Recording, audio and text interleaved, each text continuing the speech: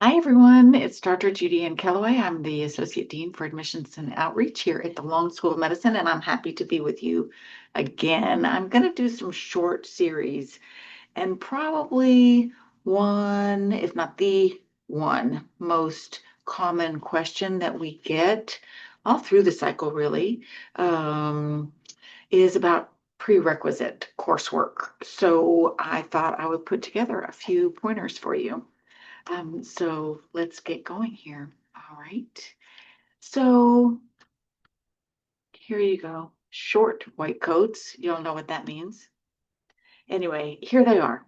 50 very important hours for you to curate, pay attention to, plan out. I'm going to tell you again, you must check with every school. I'm going to tell you these are in general um, accepted throughout the TMDSAS schools, but some people are going to want some items added your list, and some don't use all of these. So that is something that you'll have to do. We'll get to that. There they are, 50 very important hours. Here you go. Here is what counts. They must be taken at a regionally accredited college or university in the United States or Canada. Community coursework is okay, unless you see, I'm going to tell you what I think is generally okay, unless you see specific schools saying it's not acceptable. Okay, so you have to do that homework for yourself. We need a grade of C or better. Let's let's see if I remember to talk about retaking courses. Don't really generally recommend that, but they need to be a grade of C or better. Your coursework, any coursework, and your prerequisite coursework does not expire.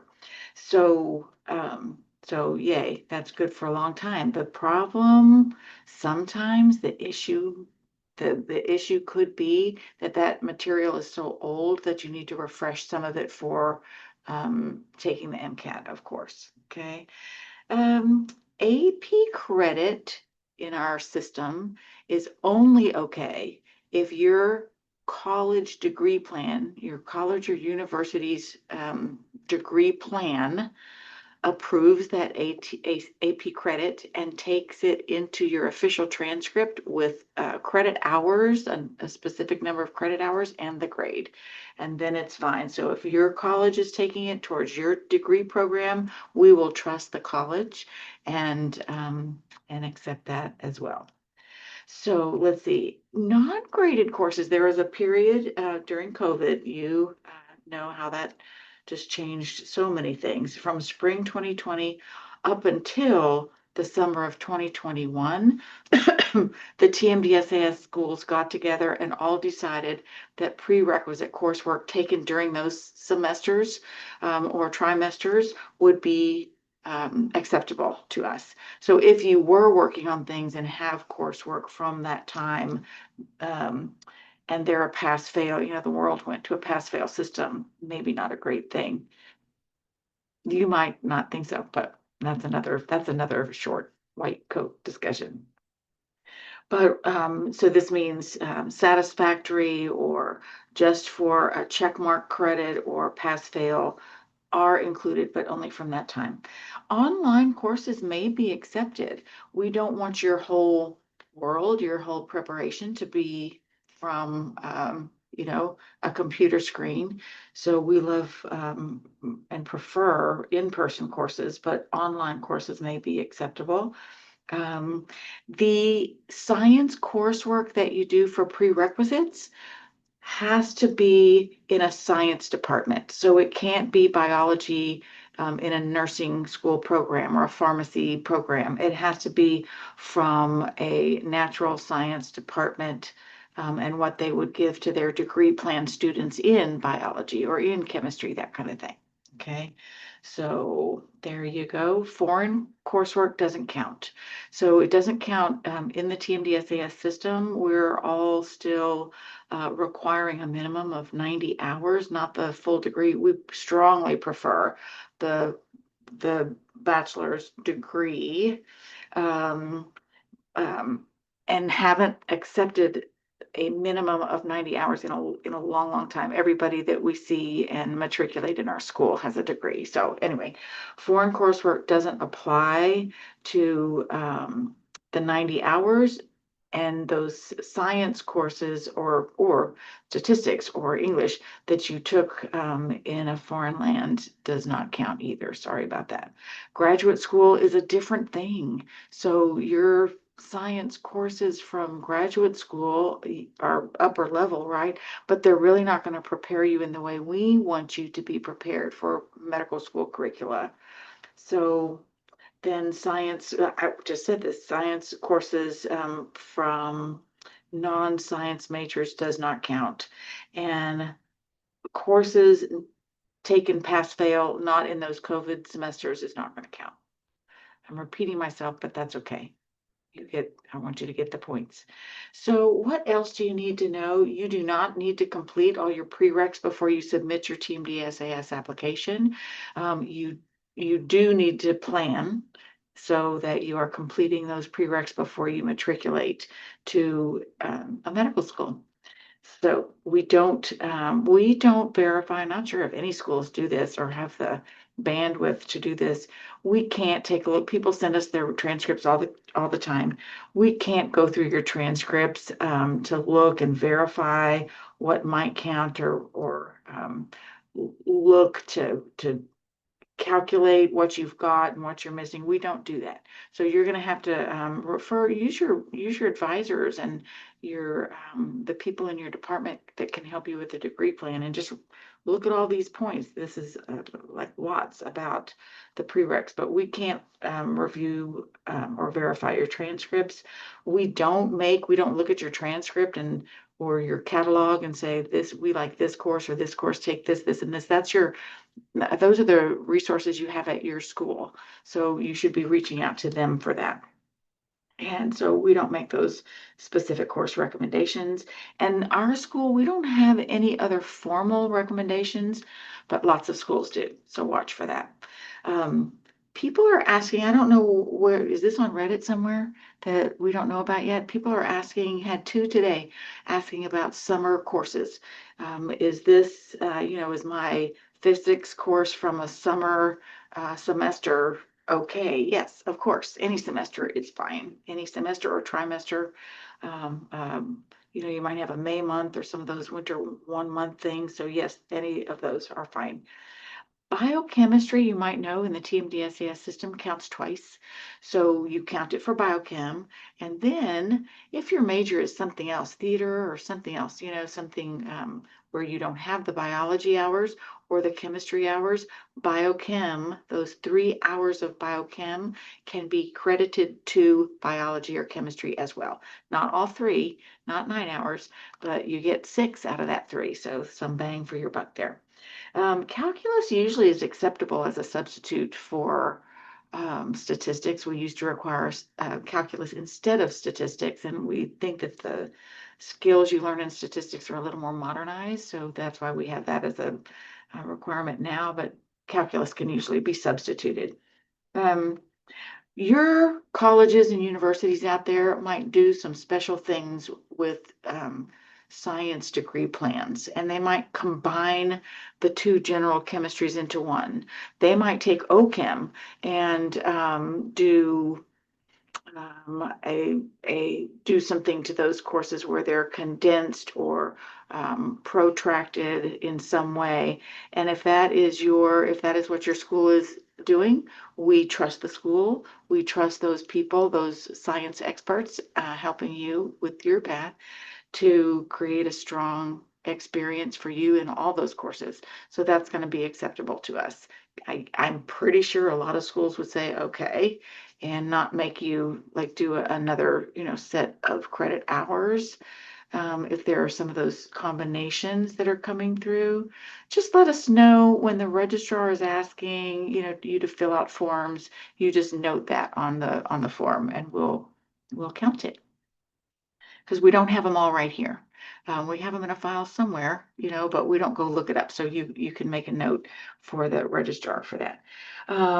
English, yes, you need English. We need you to have proficiency in the language and be very good at writing and with oral, communication skills as well. So yes, you've got to take it. We don't look at prerequisites before you're submitting your application or um, it doesn't come up. We're looking for academic strength in a number of ways. So that's going to show in your GPA and the 17 ways we look at your GPA, semester by semester, science and non-science, and of course your MCAT. And those things will tell us academic strength. If we're on the fence, not knowing, maybe not feeling so secure about your academic strength, especially in science, we might go look at some of the things that you've done or the number of science hours that you have. Um, so we don't really look at prerequisites a lot while you are working on them. We're looking at the results. We're looking at the science and general academic strength that we see in those other ways. So in the case of deficiencies here, we ask you that we have a process, comes through the registrar's office. When they matriculate you, they will notify you if you have deficiencies. If you're curious, you can look at your TMDSAS profile sheet. It's well, one of the profiles they build for you is a record of coursework. That would be all of your coursework, but they also build for you required coursework. So you can see where they show you as being deficient and fix it. If you've taken the course now or whatever, you can discuss that with TMDSAS. When you do have a deficiency and it comes to us, you would be matriculated and onboarded into our system and find out about a deficiency and then go through our process to find a substitute course that might suffice, might be substituted for whatever you're deficient in. Um, and usually we can find a substitute. When you're on a quarter system, now we see you're deficient 0.3 hours or 0.6 hours. Like, do not worry about that. We waive those small things because in the translation, you're taking really something pretty equivalent. So we don't care about those very small things. So we do get a lot of questions about dual credit, AP credit, that kind of thing. You should take AP credit to show a college that you're ready for college work, that you have taken some of these things and you know what strong study skills are like. You can do work that's a little bit more advanced than high school, but we never recommend that you use all that AP credit you might be accumulating to not have a full college experience. So we always say maybe you had something that would be accepted um, for one of your prereqs to medical school, but we wouldn't recommend that because your experience at the 4-year university is very special. It's higher than even the dual credit or advanced placement credit that you're doing in high school. Okay, so we would prefer, that's what we prefer. And I think lots of schools prefer that. You take those prerequisites at the 4-year university. And we understand that this is going to sometimes can get expensive and it's hard to figure that out and you want to finish early, but if you can spend the 4 years or 3.5 on a university campus, then that's the best path for this and prepares you well for the rigors of medical school. So I just said that combined with that preference for the 4-year university. These prereqs also prepare you for the MCAT, so it's really good to take them at a 4-year institution because you get more rigor from that. Please check out Texas Academic Fresh Start. If you did your degree, a bachelor's degree long ago, that is a great way to get a fresh start. That's why they call it fresh start. So you may have had a stuttering start to your academic strength and now you're solid and more mature in your academic skills. Check out Academic Fresh Start to see if that is the plan for you. Maybe I'll do a little short thing on that. I think that's worth it. It's underutilized. Please, as I said, use your own school as a resource too. They have lots of answers for you about the degree plan. You have to look up each individual school and see what their variances are, okay? And I don't know um, what number it is on the shoebox, but use a page in your shoebox, Dr. K's shoebox. You can find that on this channel. If you're watching this, you can find it somewhere. Um, so to record all of the variances, there's a tab called what schools want, what medical schools want. And, in terms of activities too. So you can list all of that and then look up what they're requiring for their prereqs so you don't miss anything.